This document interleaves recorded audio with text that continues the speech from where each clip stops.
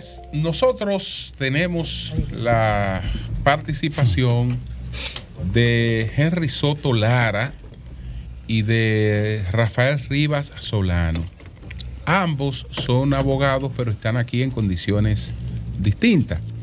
Henry Soto Lara es el titular de la acreencia por la que Miguel Tejada, la guagua, está en estos momentos en prisión está privado de su libertad y ha tenido dificultades para salir del país. Entonces, ellos nos van a explicar cuál es la situación con Miguel Tejada. Por la versión de uno de los abogados de Miguel, el licenciado Hoppelman, José planteó aquí, y esa es la versión de Martínez Hoppelman me llamó, sí. me mandó un texto. Sí. Y incluso yo pienso que también él debe venir. Sí, no, lo traeremos a él, eso no es problema, pero es para preguntarle sobre lo que planteó Hoppelman. Hoppelman ha planteado que todo esto se deriva de una deuda de unos 400,000 pesos. El titular de esa deuda había fallecido y que los familiares y el propio Miguel ha dicho que está siendo víctima de la extorsión de los familiares de esa persona. Y se hablaba de una deuda de 3 millones y algo. Aquí ya estamos en 9 conforme a la decisión judicial que ellos tienen en sus manos. Entonces, vamos a explicar qué es lo que ha pasado, doctor. Bien. Sí. Si quieren, podemos leer un párrafo del comunicado que Hoppelman envió. Sí. Dice aquí: esta infausta situación se genera por un crédito de 400,000 pesos a favor del señor Isidro Veras, almacenista y quien fuera asesinado en el mes de octubre del año 2015, cuya familia posteriormente apodera al licenciado Henry Soto, que es el que está aquí con nosotros, sí, para su representación penal respecto del crimen.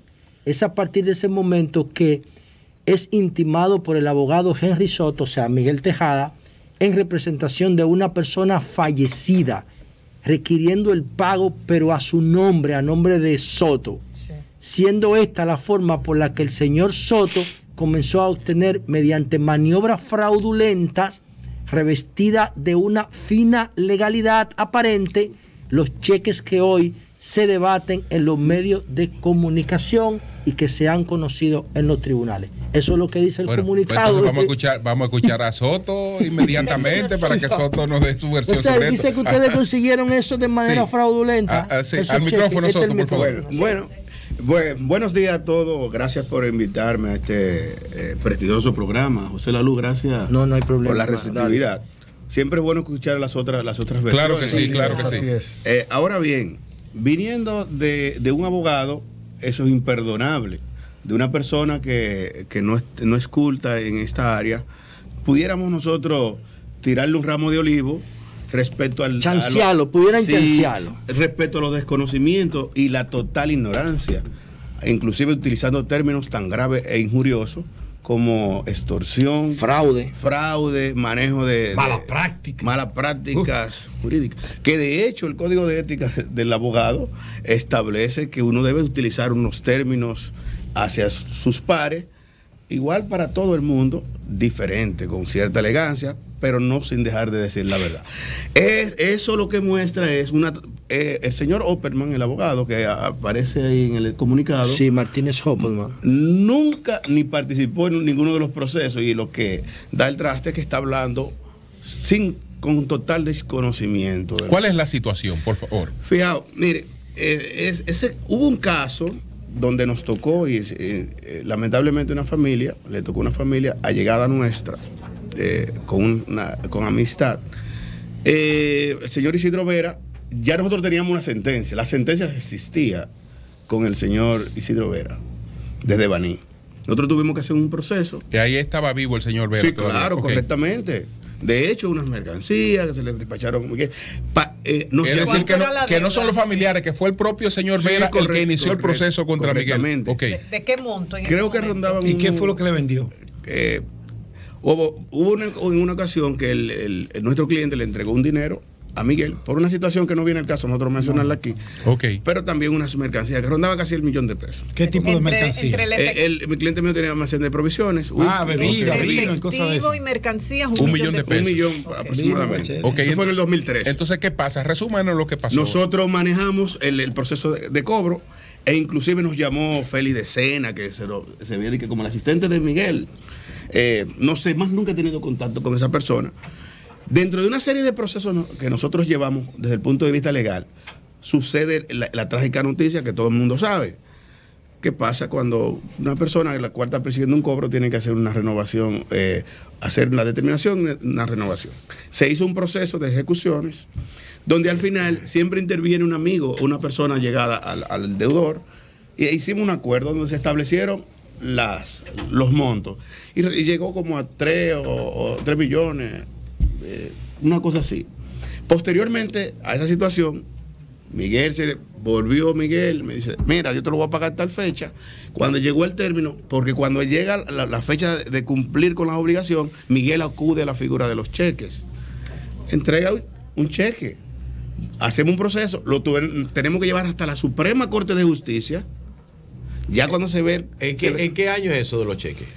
Estamos hablando de 2015, 2016. Ok, entonces una cosa sobre la otra. Nosotros tenemos 2 sentencias de la Suprema condenando a Miguel. Es una cosa sobre la otra. Correctamente. Entonces, al final, una amiga en común, digo, Miguel necesita salir de todos estos procesos porque iba a tener un contrato en México. Entonces, hicimos un contrato bajo la promesa definitiva de cerrar todo. Los honorarios, los gastos del proceso, todo. Y el contrato que se firmó por $8 millones de pesos, incluyendo los honorarios, más los gastos, más los procesos de embargo. ¿Qué pasa? Cuando llegó nuevamente la fecha, voy con mi abogado, Miguel, tú sabes que el origen de este contrato son sentencias dadas por cheque. Sí.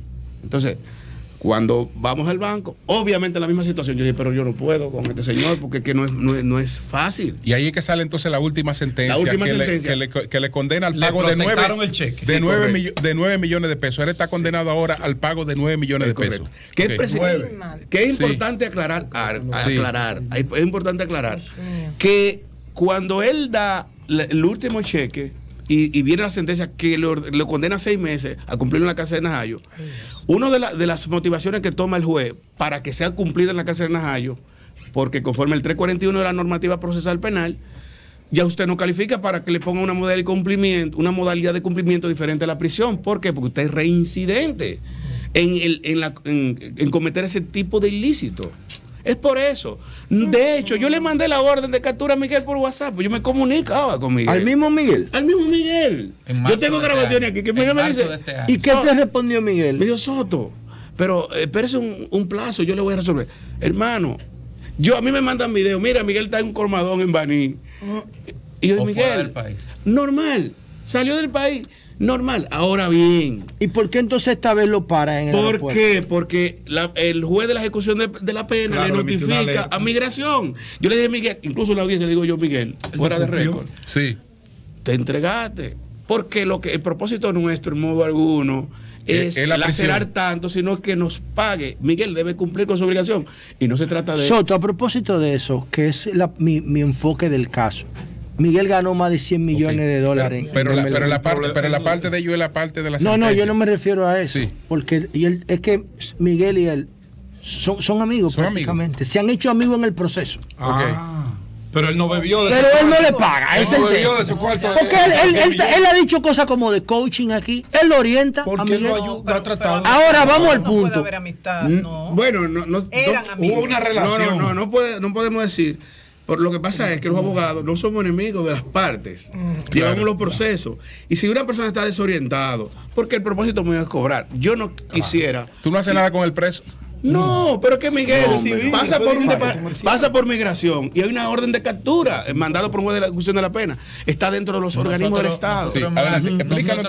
Nosotros hemos actuado. Sí, al micrófono, sí. Disculpe, doctor, hubo un juicio abreviado con el acuerdo para que se produzca la sentencia que ya esté en manos del juez de ejecución de la pena. No. Porque el juez de ejecución de la pena entra cuando hay una sentencia. Claro, pero es que la sentencia de la que estamos hablando ya es una sentencia definitiva e irrevocable que se conoció en primer grado, apelación, recurrió en casación y le fue rechazado. Agotó todo el proceso. Se agotó todo el proceso. Y dos revisiones, diablo, dos recursos de revisión. Claro, él siempre ha tenido una representación legal, ha podido alegar todo lo que ha querido. Incluso él hasta inició, dentro de la desorientación que él tiene o ha tenido a través de sus representantes legales, acciones de retaliación en contra del señor y colega Soto, diciendo que la firma de esos cheques era falsificada y todo eso. Incluso abandonaban hasta las acciones porque eran meramente para tratar en el momento. Y eran incidentes, eran incidentes básicamente. Entonces, todo eso que ha dicho de que hay una extorsión se cae por su propio peso, porque él ha tenido la oportunidad, y como solo hemos dicho, hemos contextualizado, es que ya en la fase donde estamos es para que el juez de la ejecución de la pena le dé cumplimiento a esa sanción definitiva e irrevocable. Soto, y en el caso de los amigos que han hablado de la posibilidad de ayudarlo. Específicamente David Ortiz y Samuel Pereira. Y hay otros amigos. No hemos recibido ningún tipo de contacto. Esos amigos se han puesto en contacto, alguien se ha puesto en contacto con usted, o eso tiene que autorizarlo él. Tendría que autorizarlo él. Y si él dice. Yo no sé si David, yo no escuché a David diciendo eso, pero leí que David había dicho. Y Edwin Encarnación. Y si él dice que es una extorsión, nadie va a poner un peso.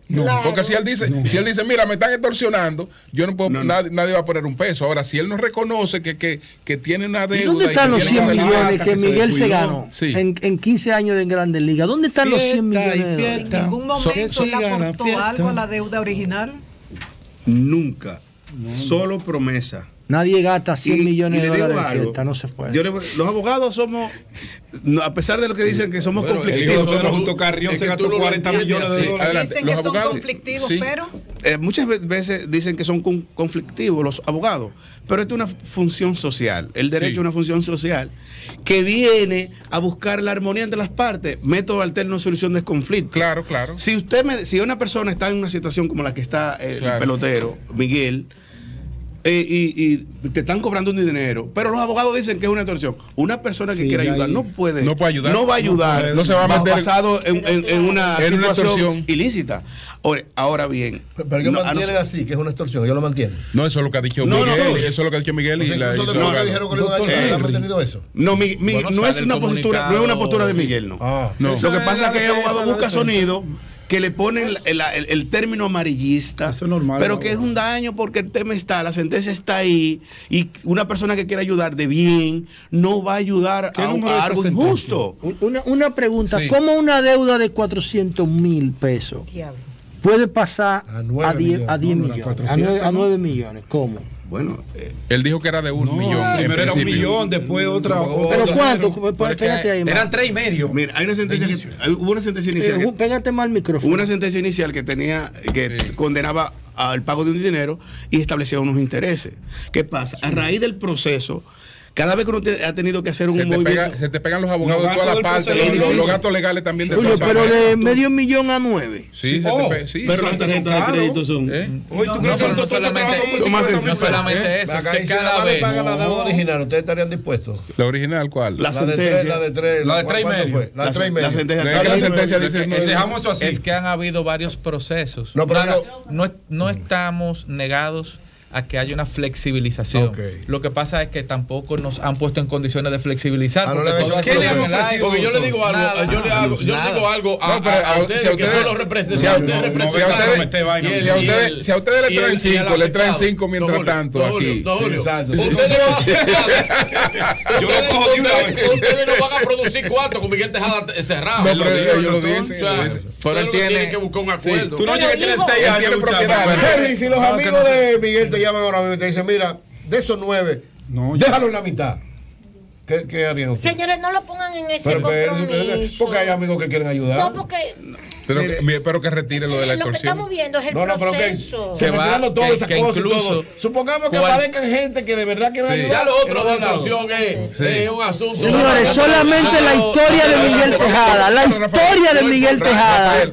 Vale más que la historia. No estaríamos negando. Para un documental de Netflix. Que no nos han puesto en condiciones. Incluso yo le indicaba al colega que incluso este tema, aparte de lo económico, hay que suscribir un documento de desagravio.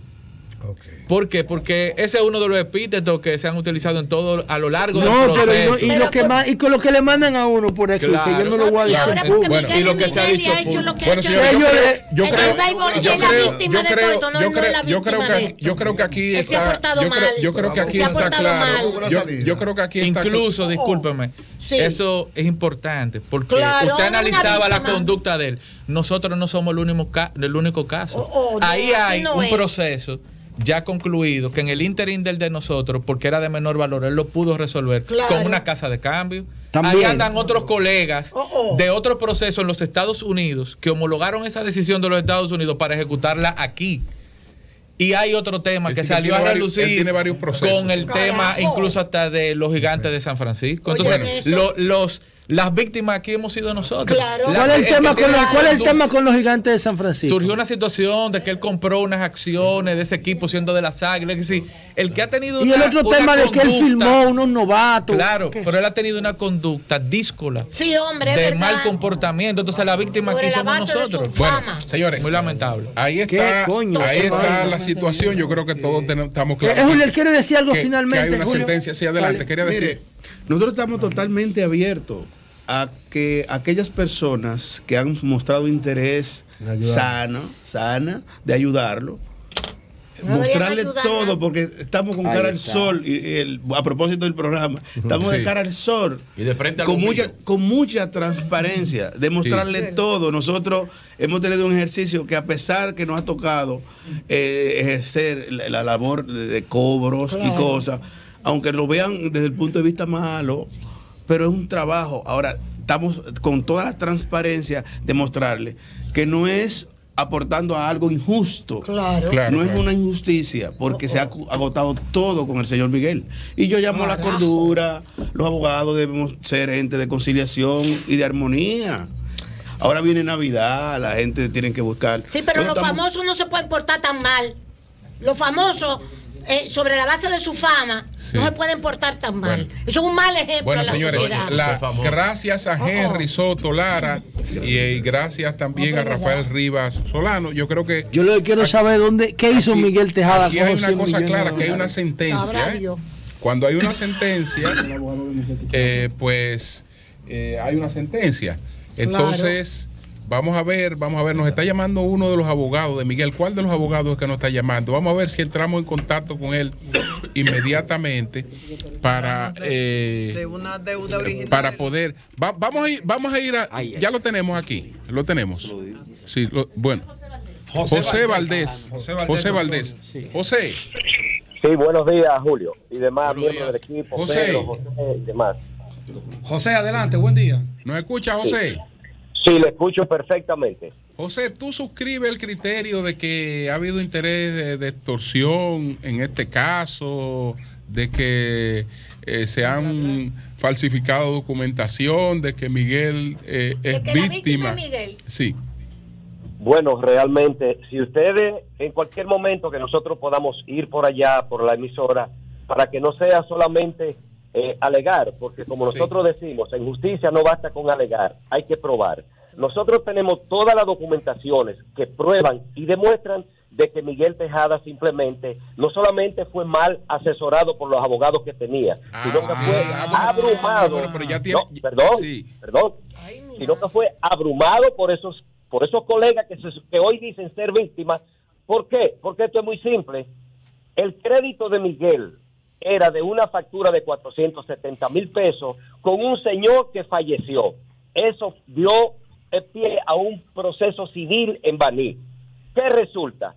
Que luego con esa sentencia, la parte accionante que ustedes tienen ahí, se apersonan a la casa de Miguel para chantajearlo con un embargo, pero no solamente chantajearlo, lo embargan y ahí en ese interín lo hacen firmarle cheques por una supuesta deuda. Fíjense que ellos no inician un proceso contra, representando a los herederos de ese señor que falleció. No, ahora él es la supuesta víctima. ¿Y dónde están los familiares de ese señor que falleció? Que se supone que ellos deben de representar. José, pero mira, aquí hay una situación, aquí hay que es la siguiente. independientemente de lo que yo pueda pensar o lo que podamos pensar, lo que estamos aquí, ya terceros imparciales, que era lo que los abogados tenían que convencer, decidieron. Es decir, ya hay decisiones definitivas con relación a ese caso y a esa deuda. Ahora, ¿qué hacer, por ejemplo, después de decisiones de la Suprema? Julio, tú sabes que un caso, aunque exista ya una sentencia de la Suprema Corte de Justicia, si surgen nuevos elementos, nuevas pruebas como el efecto, ahora nosotros que hemos entrado al proceso, la tenemos, naturalmente la vamos a aportar, y de hecho hemos interpuesto también un recurso de revisión ante el Tribunal Constitucional, porque no podemos dejar realmente que la justicia cometa una injusticia con un ciudadano que es justamente la víctima. Miguel es la víctima de este proceso y lo podemos probar. José, un segundito, que tú dijiste algo muy interesante. Y aquí está Henry Soto Lara. Vamos a esclarecer esta vaina. Lo debemos al pueblo. Tú dijiste que en base a un embargo que se le hizo a Miguel Tejada, ahí mismo en el embargo se le hizo firmar cheque. Pero naturalmente, pero no solamente que le hicieron un embargo, usted sabe hasta qué le llevaron 2 bates de plata que ganó Miguel Tejada en Grandes Ligas. Eso sí. Espérate, eso es verdad. Si hicieron eso, entonces. Pero eso lo vieron jueces posteriormente. Espérate, Virilio, que tú no estás. Tómate una pastilla y agarra. Sí, exactamente. Porque está alterado. Espérate, Virgilio. Doctor, no estamos aquí para responder. Doctor, la pregunta de Virilio es muy atinada. Partiendo de la aseveración que nos hace el doctor José Valdés. Escúcheme, doctor. No, pues yo conozco los embargos. A mí me hicieron un embargo falso. Yo conozco. No, pero si a ti eso es otro caso. No, que es público. Eso no importa. No. Había una banda de delincuentes. No, porque ya esa banda no está operando. Quiero saber si es eso. Pero que la dirigía el funcionario del gobierno. Pero aquí estamos hablando de dos decisiones de la Suprema. Quiero saberlo. Pues no, pero deja que él te hable. Pero lo está diciendo José Valdés. Yo estoy preguntándole eso. ¿Qué es esto, Julio? Bueno, doctor, déjame. Yo quiero saber eso. Virgilio ha hecho una pregunta interesante. Pero sabes esa vaina. Pero ya te lo van a decir. Toma agua, espérate. Espera. Y tranquilo, Virgilio, que tú eres solvente, Miguel no. Entonces está tranquilo. No, Julio, no ponga eso. Mira, si le quitan la ropa a Virgilio, con eso cuadra. Mira, doctor, el doctor José Valdés ha explicado, ¿qué decía el doctor? Que la génesis de todo este periplo judicial inicia con una deuda de 400,000 y algo de pesos. Sí. Que ustedes llevaron a los tribunales, recibieron una sentencia y le hicieron un embargo ejecutivo a Miguel Tejeda, y en el embargo ustedes, el presionado, una figura pública, una estrella mundial, le firmó cheques a ustedes como abogados. Que esos cheques, usted me corrige, doctor, no eran fruto de la deuda, sino que ustedes presionaron a Miguel y él le firmó esos cheques, y con esos cheques que hoy ustedes le tienen esa deuda acumulada y ese proceso que lo tienen cerrado. Sí, adelante. ¿Es así? Sí. Bueno, yo lamento mucho que mi amigo y hermano José Valdés, que nos conocemos y es un abogado, y creo que uno de los que se ha manejado mejor en el proceso, utiliza el término de chantaje. Eso es falso. El origen de esa sentencia es un contrato sobre la base de 8 millones, un contrato escrito sobre la base de 8 millones de pesos, y cuando llegó el cumplimiento, Miguel lo ahorró con un cheque de 8 millones. ¿Entre el fallecido y Miguel? No, entre nosotros y Miguel. Él tiene razón. Es decir, no fue el embargo. No, él no está diciendo la verdad, está diciendo de unos cheques. Oye lo que él dice. Un contrato. Entre usted y Miguel. Él le dio un cheque falso a ustedes, pero la base, la plataforma inicial fue en base a presión. Coño, pero espérate. No, la plataforma. El contrato de 8 la plataforma de ese contrato, como lo dice el colega aquí, es sobre la base de 2 sentencias de la Suprema Corte de Justicia. ¿Sobre qué? Sobre cheques sin fondo. Ya son 2 decisiones de la Suprema. ¿De cuánto era el cheque? Perdón, Julio. De 3 millones. La sentencia eran de 4.900.000. José, adelante, Valdés. Iba a pagar 8 millones. Eso es una sentencia. Y hay otros cheques de 1.443.000 que sumaban casi 6 millones con los honorarios, entraban en 8 millones. Y no cumplió Miguel. José, adelante. Perfecto. Julio, pregúntale entonces de nuevo que como si ellos en principio representan a una persona a quien Miguel le debía 470,000 pesos, ¿cómo resulta que ahora los continuadores jurídicos de ese ciudadano, o sea, los familiares, los hijos, la esposa, no son parte de este proceso? Entonces, fíjate tú que ahora el acreedor de Miguel es el colega Henry Soto y no los familiares. ¿Cómo ocurrió eso? ¿Cuándo desinteresaron? Perdón, yo tengo la palabra. Perdón. ¿Cómo fue que lo último que usted dijo? Sí, ¿cómo es posible que si Miguel es deudor de ese señor, de un señor que falleció por una factura de 470,000 pesos, ¿dónde están los familiares de ese señor? ¿Cómo es que ahora resulta que el acreedor es el colega Henry Soto y no los familiares? ¿Por qué Henry se hizo expedir cheque a nombre de él y no a nombre de los familiares, que eran realmente los acreedores? Pero es que hasta articulando la pregunta, dice, Henry se hizo expedir, como que estamos hablando de un muchacho. Pero ¿cómo llega esa deuda de 400,000? Y no a la familia. Llámele colega, doctor Valdés. No, porque obviamente... Vamos a ver. Llámele colega al doctor Soto. Si me permite. Porque obviamente no estamos hablando que en un contrato de acuerdo engloba única y exclusivamente la deuda principal. Para llegar a esa situación hubo incluso procesos civiles aquí en el distrito, referimiento, don Miguel pidiendo plazo de gracia.